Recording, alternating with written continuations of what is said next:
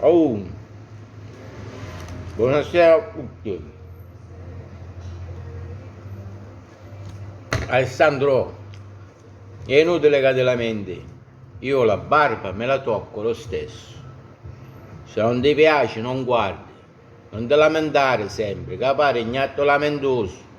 Ciao, ti voglio bene e occhio a quello che fai. Comunque,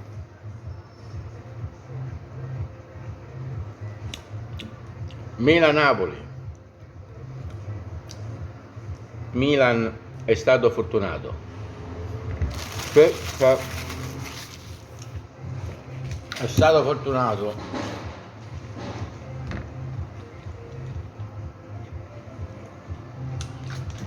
Meritava qualcosa in più. Il Napoli meritava qualcosa in più.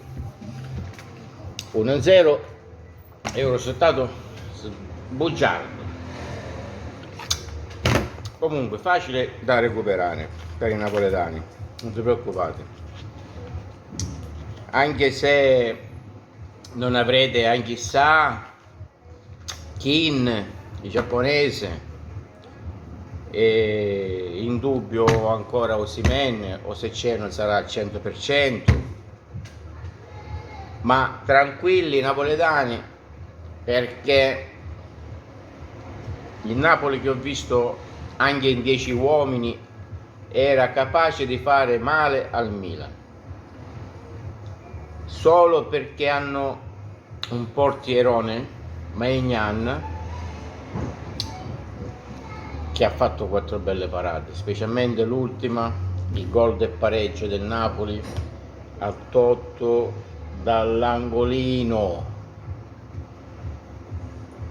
un istinto da gatto nero. Vabbè, il ritorno la settimana prossima ancora è tutto aperto. Alla fine però, raga, che vinca il migliore, va.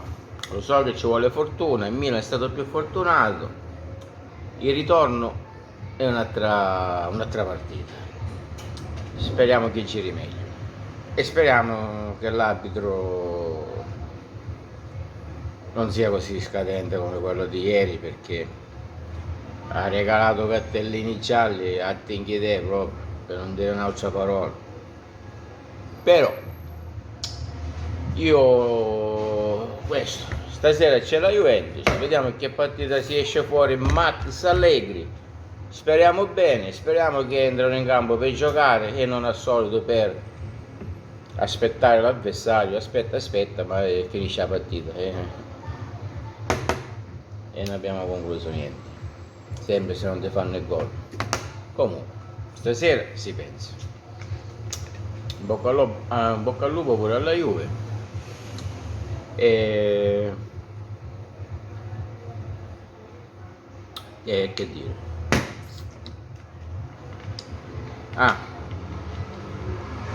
Saluto Giovanni, Daniele, Roberto, Alessandro.